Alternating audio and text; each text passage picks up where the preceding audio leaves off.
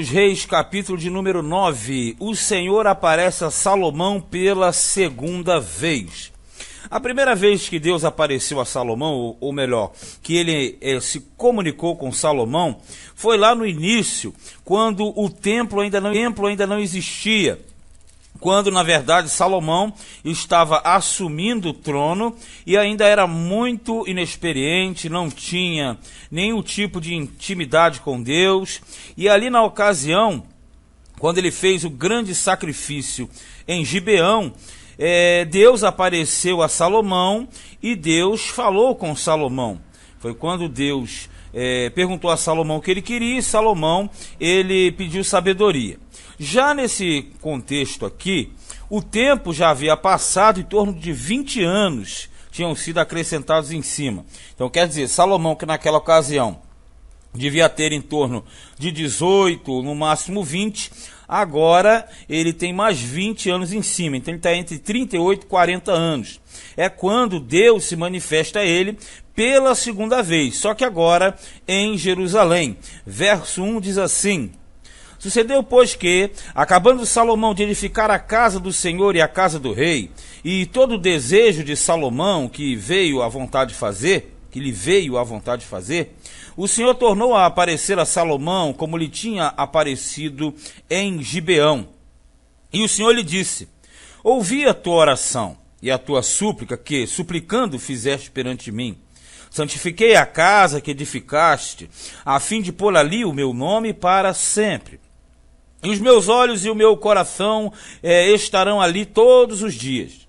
E se tu andares perante mim, como andou Davi teu pai, com inteireza de coração e com sinceridade, para fazeres segundo tudo o que te mandei, e guardares os meus estatutos e os meus juízos, então confirmarei o trono de teu reino sobre Israel para sempre, como falei acerca de Davi teu pai, dizendo: Não te faltará varão sobre o trono de Israel.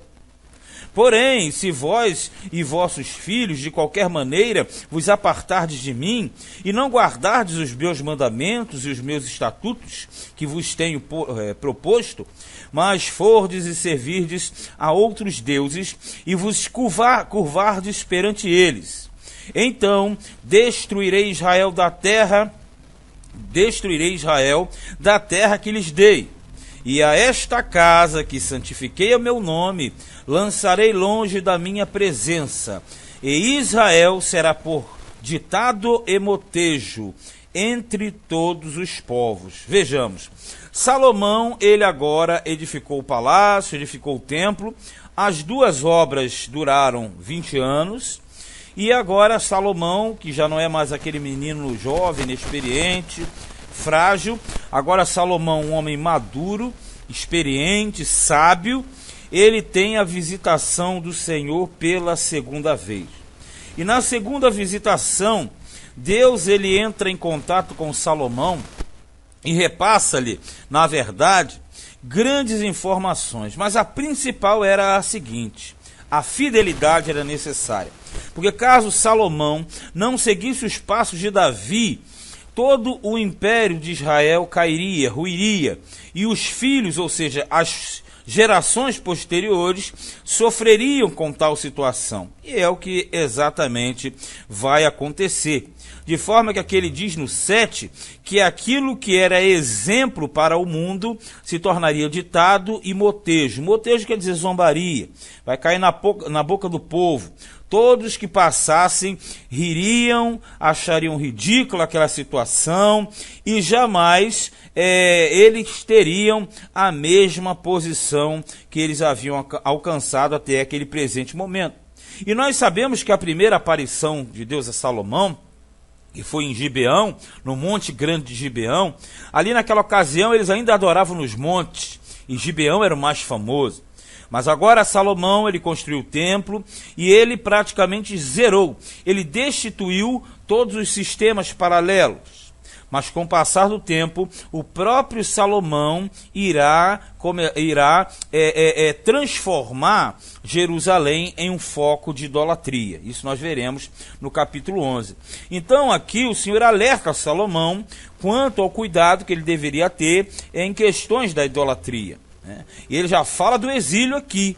E esse exílio, na verdade, que ele fala aqui já no 7, anunciando, é o que vai acontecer entre os anos de 587 e 538, quando, na verdade, o próprio reino de Judá, que aqui nem dividido ainda era, seria levado para a Babilônia. Versículo 8 diz assim: e desta casa que é tão exaltada, todo aquele que por ela passar pasmará, quer dizer, vai ficar de boca aberta, e assobiará, e dirá: por que fez o Senhor assim a esta terra e a esta casa? Quer dizer, este templo, tipo assim, era tão grande, tão vultuoso, tão famoso, tão maravilhoso. E dirão: porque deixaram ao Senhor seu Deus, que tirou da terra do Egito seus pais, e se apegaram a deuses alheios, e se encurvaram perante eles e os serviram. Por isso trouxe o Senhor sobre eles todo este mal. E sucedeu ao fim de 20 anos que Salomão edificara as duas casas, a casa do Senhor e a casa do rei, quer dizer, o templo e o palácio, para o que Irão, rei de Tiro, trouxera a Salomão madeira de cedro e de faia e ouro, segundo todo o seu desejo. Nós sabemos que o rei de Tiro, Irão, foi o grande colaborador e fornecedor de materiais para a construção do templo e do palácio. Então deu o rei Salomão a Irão 20 cidades na terra da Galileia. Então vejamos, a conclusão das obras, ela teve um fechamento da seguinte maneira: um contato de Deus com Salomão, dizendo que a fidelidade seria o ponto-chave para que não houvesse a queda. E já na parte final, aparece esse pedacinho aqui, falando a respeito da Galileia, aonde, Galileia nós sabemos que é ao norte da Palestina, aquela região onde o rei Irão vai receber algumas terras de Salomão. Porém, Salomão foi uma pessoa extremamente ingrata e mesquinha e avarenta, porque na hora de dar as terras a Irão, que trabalhou e ajudou durante 20 anos, ele vai passar para Irão terras sem valor algum. Olha aqui no 12, ó. E Irão, rei de Tiro, veio a ver as cidades que Salomão lhe dera, porém não foram boas aos seus olhos, pelo que disse: que cidades são estas que me destes, irmão meu? E chamaram-nas terra de Cabul, até hoje. Veja, quando Irão saiu a verificar a terra, as cidades que ele ganhou, ele descobriu que eram terras ruins, terras improdutivas, pantanosas. O significado de Cabul é justamente lodaçal ou pântano. Quer dizer, uma área que não era propícia para se construir absolutamente nada. Então, por isso que quando Salomão ele doa essas cidades, ele presenteia o rei de Tiro, aqui fica demonstrado explicitamente o caráter de Salomão, o quanto ele era avarento e ingrato, porque na verdade, tanto ajuda ele recebeu de Tiro, mas na hora de retribuir alguma coisa, ele passa terras sem valor algum. Tanto é que o rei de Tiro chamou e falou: que é isso, meu irmão? Que negócio é esse? Que terra ruim é essa que tu me deste? E a terra levou o nome de Cabul, quer dizer lodaçal ou pântano. E no 14 diz: e enviara Irão ao rei 120 talentos de ouro. Quer dizer, tanto que ele ajudou, tanto que ele contribuiu, e na verdade Salomão não soube retribuir essa gentileza. Agora já aqui no 9, a partir do versículo 15, fala dos tributos que Salomão impôs, porque nós sabemos que para manter um império desse, um sistema desse, ele na verdade, ele recolhia muitos impostos, muitos tributos, e na verdade ele se tornava um camarada extremamente materialista.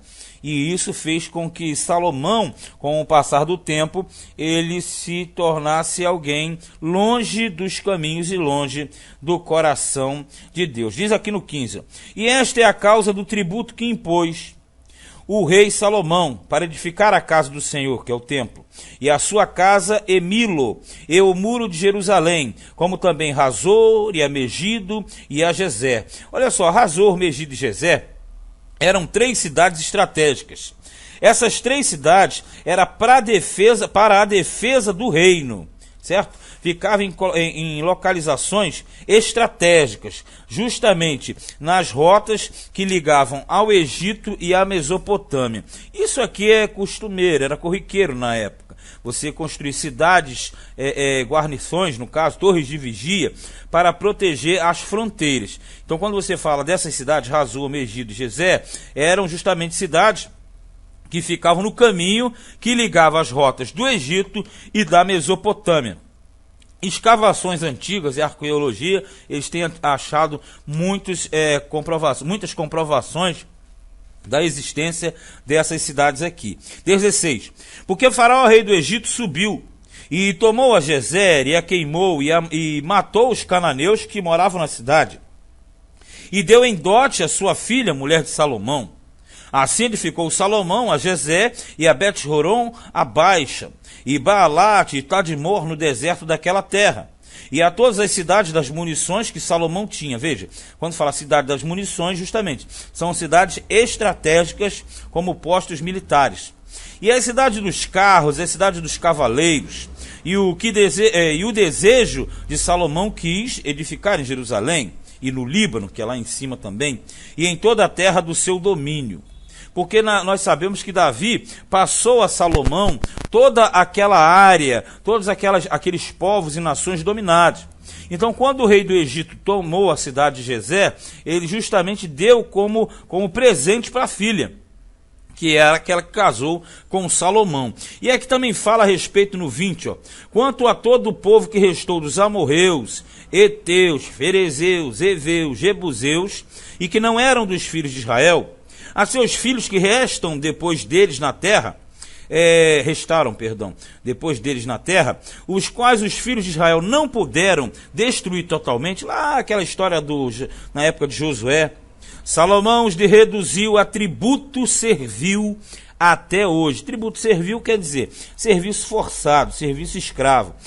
Salomão não escravizou israelitas, mas esses estrangeiros cananeus se tornaram tributários. Trabalhavam pela comida, trabalhavam pela terra por onde eles moravam. Então, na verdade, essas questões todas aqui, elas envolvem uma administração de Salomão. Administração esta que, na verdade, não era uma coisa explícita. Lendo a história de Salomão, parece que ele era um maravilhoso rei, realmente, em alguns aspectos. Na área financeira, era extremamente avarento e uma pessoa que não tinha muita gratidão. E ainda forçava com um trabalho pesado e tributos também pesados. Versículo de número 22. Porém, dos filhos de Israel não fez Salomão escravo algum, como eu falei há pouco. Porém, eram homens de guerra, e seus criados, e seus príncipes, e seus capitães, e chefes dos seus carros e dos seus cavaleiros. Estes eram os chefes dos oficiais que estavam sobre a obra de Salomão, 550, que davam ordens ao povo que trabalhava na obra. Subiu, porém, a filha de Faraó da cidade de Davi, a sua casa que Salomão lhe edificara. Então edificou a Milo, como nós falamos. O Salomão ele tinha várias cidades estratégicas. Então o que acontece aqui, justamente ele separa a filha de Faraó pelo fato dela ter sido de outra geração, de outra nação. Isso no começo, porque depois ele vai fazer uma embolada, uma miscelânea de mulheres de culturas que na verdade vão ser o princípio de sua queda. E oferecia Salomão 3 vezes cada ano holocaustos e sacrifícios pacíficos sobre o altar que edificaram ao Senhor, e queimava incenso sobre o que estava perante o Senhor. E assim acabou a casa. Isso quer dizer que ele trabalhava em cima de um sistema muito bem organizado. E ele tinha uma frequência de festas e atos litúrgicos que vinha dentro do calendário israelita.